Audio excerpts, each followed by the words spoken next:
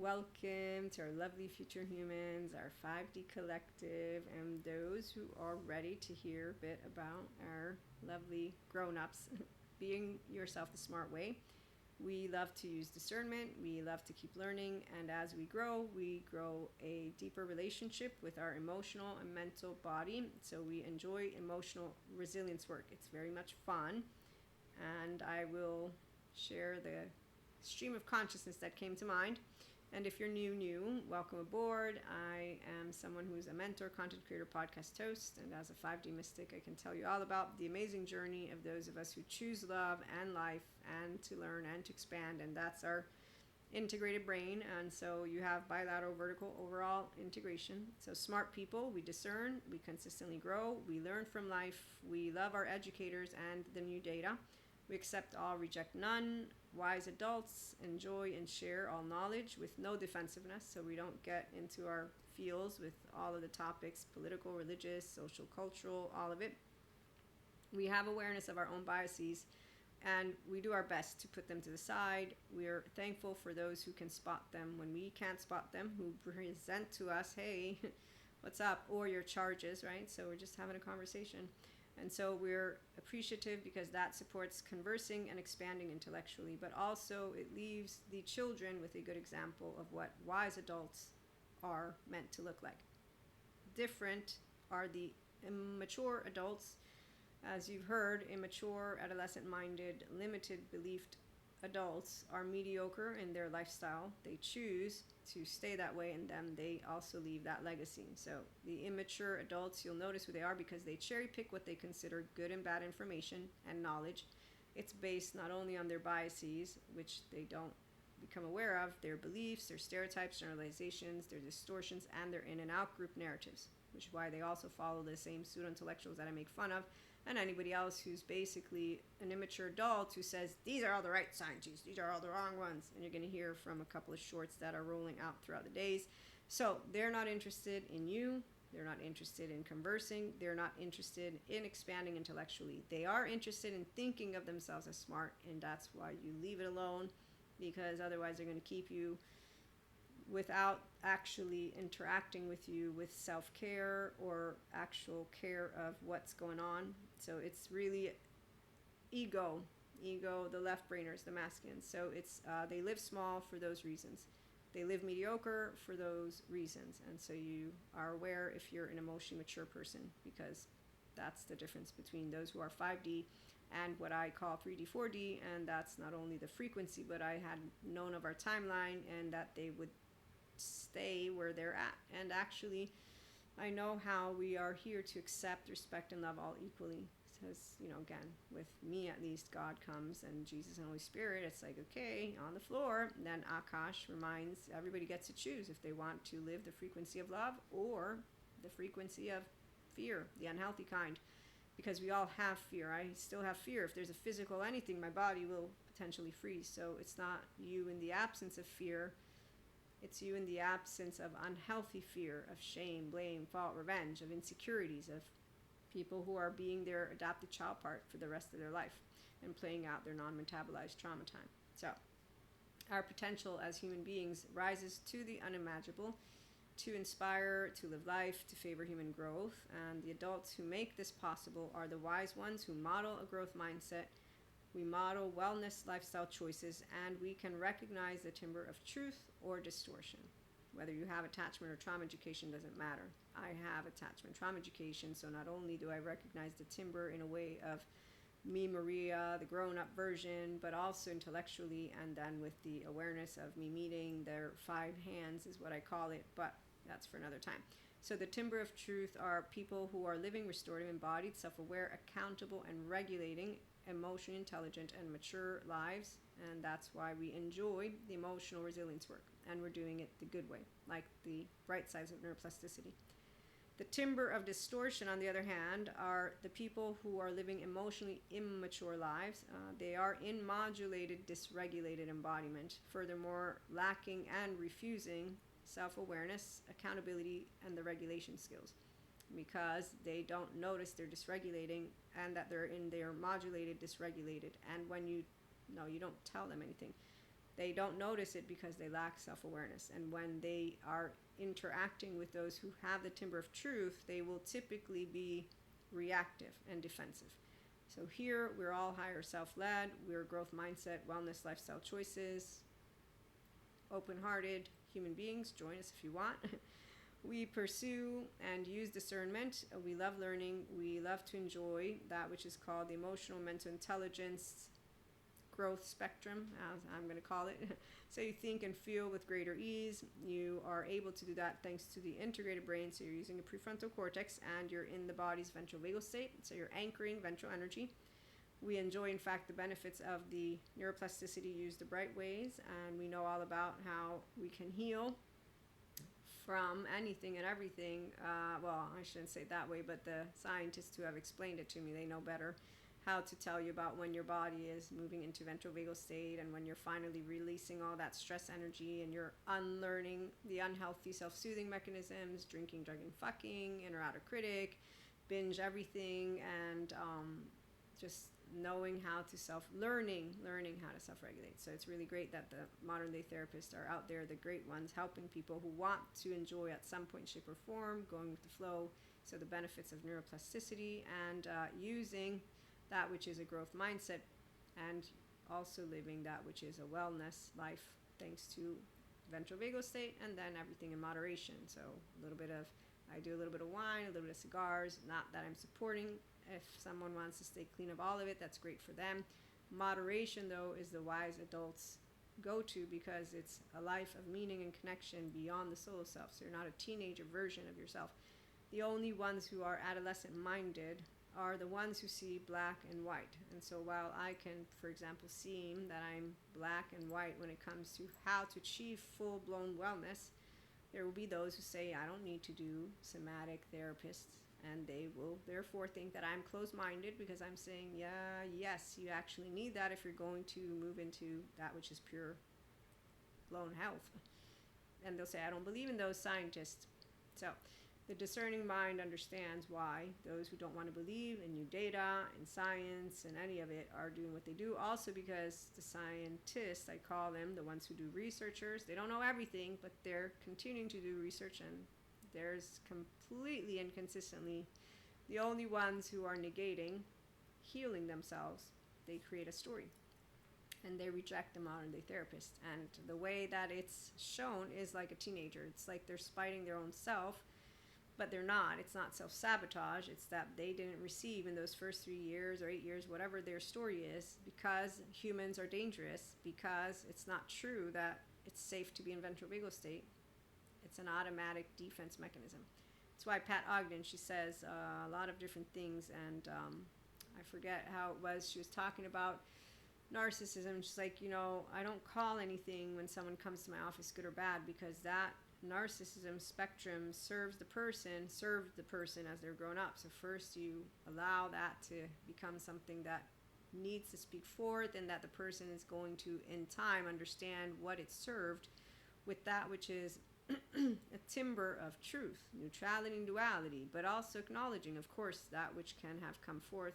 So we always become conscious when we apologize because we mean it, or when we are recognizing simply that someone's feelings was hurt. So we might not mean it in the sense of thinking I'm right or wrong, but I'm going to acknowledge your feelings because that is what a wise adult knows how to do.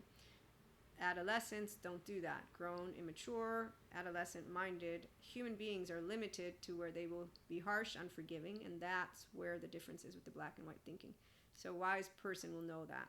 But there will be those who simply are not wise, and they only like to use words, and so they will just look at the outside, and they won't really understand the timber that I'm talking about because they're not navigating their ventral vagal state. And when they hear it, they don't actually like it.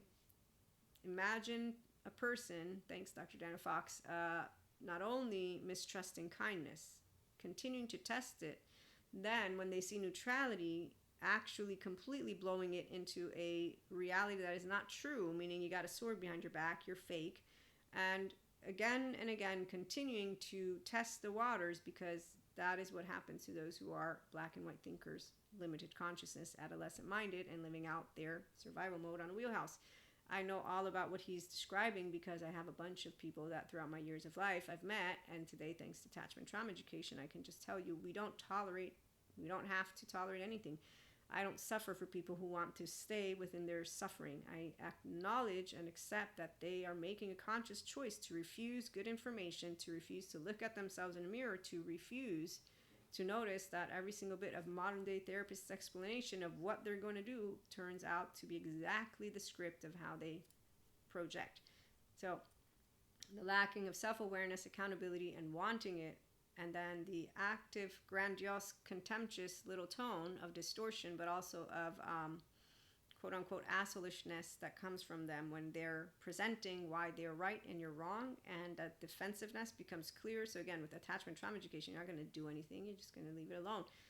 And at the end of the day, for me, with God, Jesus, Holy Spirit, Anima Mundi, all of it, I know, wow, there you go. That was your choice point. You made your choice point. You're going to make it again. You can keep making the same dark sides of neuroplasticity choice point. I've seen the people who shut themselves in it. It's not fascinating, but it's not dangerous because they follow laws, and the ones who don't end up in prison. So the part about why humanity suffers, it's clear, and the ones who don't want to get out of it, it's also clear. So I accept and love and respect that anyone will choose what they want to do with their own body, because that's exactly how it works. You do whatever you want with your body. It's not mine. I go vote. And I make sure of my physical safety, but I don't get petty, and then I don't get into any kind of spit spat with someone who's ignorant and who suffers and who doesn't notice that their rage, revenge, their anger, all of that which is coming out of their entirety is clear to anybody who knows what it means to be a wise adult in the prefrontal. So they're in the moment of biological rudeness. People are not aware, which is why you learn that they don't care. They don't care about you. They don't care about their own self. They're not choosing wellness on purpose because they actually don't feel deserving of it. And that is where you can't make someone love themselves first. You can't make someone delight in themselves first. You can't make someone notice that they're not really caring about anyone in a way of being completely caring, because again, the Timber of Truth says we can't in any way, shape, or form know all things. We can't in any way, shape, or form always be there for all people. We can't. So if you're realistic, you're grounded in reality, and that's why you feel, you think, you know that feelings come first because they taint every bit of us. And that's why science isn't disproving God or spiritual. No, science is proving where the unkind people come from and how they can heal. And so how they can get the kingdom of God, heaven in the body. And guess who denies decentralization of the self and the self and religious experiences? Guess who denies how neuroplasticity, there's a bright side? And guess who denies how the body is actually headed home to itself? It's ignorant people who are limited and who are selling their bullshit. That's how it works. If you're a discerning mind, you'll know exactly how many of them are out there. They're all the Maskians who need to act like they're better than others and more special because they can't handle what is actual compassion and self-acceptance and forgiveness, and the fact that we all have the free will choice. You can be kind, unkind. Some got the short end of the stick, which is why the children of God know his timber, all on the floor. What are you going to choose? Are you going to be the bigger person and show what love is, or are you going to be the one who actively behaves in a mediocre, very unnecessary, low self-esteem, indirect communication, passive-aggressive person who is a hypocrite and a distorted liar, by the way, for a person who knows what truth is? When someone acts as if their grandiosity is the truth and they don't notice it, I can only say you understand what effective realism is, so you don't actually take it personally. You allow yourself to leave it alone, because even if you try to present the conversation, they will say that you're bullshit and you're making a big deal, whatever it is. Let me use my facade friend as that story, because this is exactly how it went down. After 5 years of me not talking, we're talking because he's in the shithole. I give him 2 days and I make a very serious number of conversation, and I tell him, you judge a book by its cover, Okay, so my friend, 3 years down the line, I'm finding out he's not being himself again. So when people have their fake persona, which they built over their childhood years, and that's why Maskians are unimpressive, they're always going to be a liar to a person who knows what authenticity is. The difference is it's not a monster and it's not a liar in the way of a child. It's a person who understands, like I said, they don't know how to be themselves. So their reasoning is not convincing and it's not successful, but you will allow yourself to let them talk so that you can just get out of there. Yes. When you're comfortable, you can do anything. So as long as you're at ease within yourself, when anyone is not, you don't get uncomfortable. Actually, that's our opportunity to self-regulate. So my facade friend and I were 3 years down the line. I'm yelling at him in the car and I'm seeing his blank stare. And that's because he doesn't know what he did. But what I find out is that he didn't hear any of what I had told him those 2 days.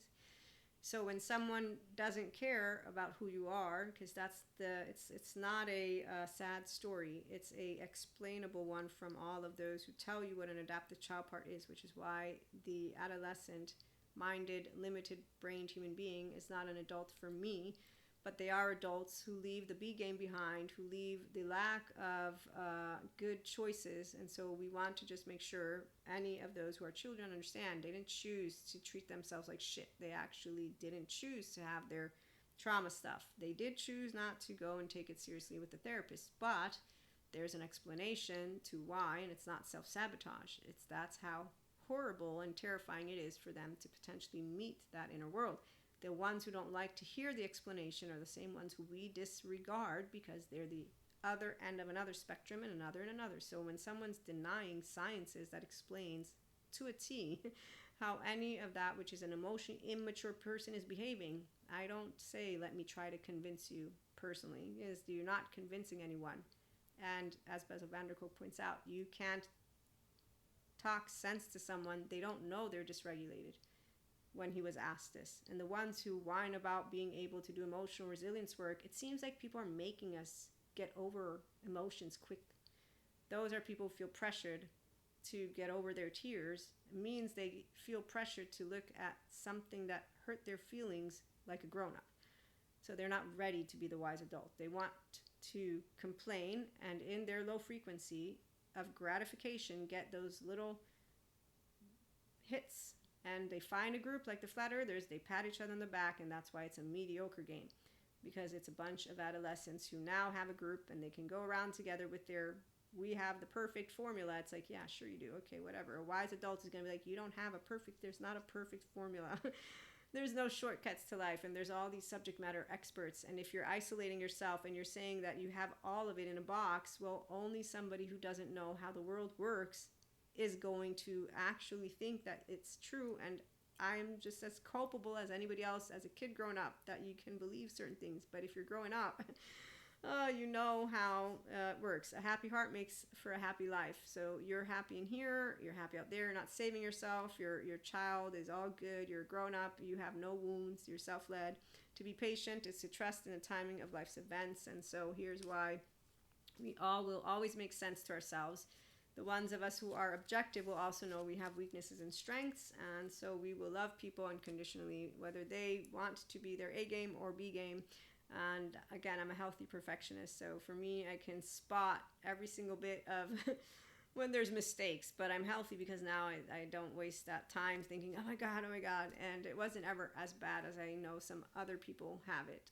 Remember, in college, I had one of my roommates, and I was like, wow, this is really harsh. Like, I mean, I know I get upset when I do stupid things, but not like this. Like, they just couldn't let it go for like a whole week. They were upset at what they did. And I'm like, you didn't do it on purpose. It was an accident. Sometimes things happen. So the more you use the bright sides of neuroplasticity, the more you use the inner growth mindset. And that means where you're growing and you're knowing with firm, loving kindness, we all can fuck it up. But you're not using the dark sides of neuroplasticity, and you're not using the defensive little I want to get back at someone mode. And so we get to live that highest timeline and above the 5D frequency and beyond. And we'll be back with more in the meantime. Thanks for stopping by. Be yourself the smart way. Stable, mature, adaptive, rational, teachable. I'm still working on our lovely journal prompts for our 8th and 9th chakra for the patron membership. And then we're going to have a work together group. I haven't decided what to call it yet. That'll take off in 2026, I'm pretty sure. So if any of you are going to start to be interested, let me know. Become a paid subscriber if you're liking the inner growth mindset exercises for working with feelings like anger healthily, because you know how to use your ventral vagal state. And so you like to put eustress into practice again. We know the good that comes from emotional resilience work. And with that being said, I think that's all. And yeah, we'll be back with more. Subscribe, share with your friends who like to be themselves and have fun with feelings deeply. And then we get more curious, more funny. You laugh more. Even when you're crying, you laugh. And when you get angry, you laugh. And as you continue doing it, it just becomes a lot more. But I'm going to leave it for another episode because I have more to share. In the meantime, have a good one.